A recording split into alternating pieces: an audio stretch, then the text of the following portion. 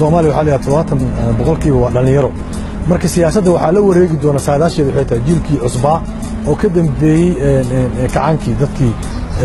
dhashay ama soo baxay jiilkaas siyaasadda hadda la wareegi doona waana aaminsanahay boqolkiiba in ka badan konton dadkaas hadda in dadka baarlamaanka noqon doonaan marka waxaan kula talinayaa jiilkaas cusub fa'a cusub ee siyaasadda Soomaaliya ku biiray inay ka leexdaan dhaqankii ficii hore oo ay la yimaadaan dhaqan cusub oo siyaasad ku dhisan nafhurnimo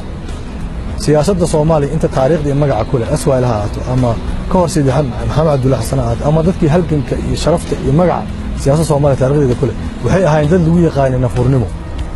maalkooda naftooda maskaxdooda aqligooda siyaasadda hore laakiin hadda waxaa timi siyaasaddan sanadaha socota waxay tahay siyaasad maxaa haysataa lacag ma haysataa dhaqaale ma haysataa xaggee wax ka keenaysaa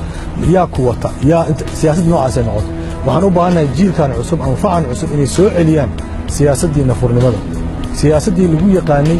magaca iyo qabka iyo sumcadda loo galay siyaasaddii loo huraayay nafta maalka dhaqaalaha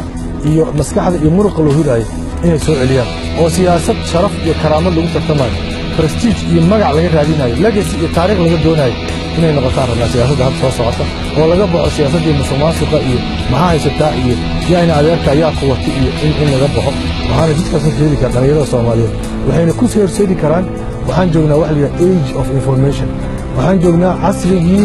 aaliyadaha bulshada iyo warbaahinta iyo awoodaha wax bedeli karaan dal dhan ay rogi karaan ay bedeli karaan dhalinyarada marka hamiya isgeliyaan gabdhihi wiilal niyadooda ha xajistaan ha ogaadaan inay taqyiir aan isbedel keeni karaan sababtoo 13 dhalinyaro ayaga lamid ah ayaa waddanka xorriyadiisa dowladnimadiisa keentay marka ayagoo hadda kumanaana oo dhaqaale intii ka badan aqoon intii ka badan media iyo communication intii ka badan haysta way ilbaxnimo intii ka badan way bedeli karaan wayna bedeli karaan waana hubnaa laakiin waxay u baahan tahay keli inay aaminaan iyo yimaadaan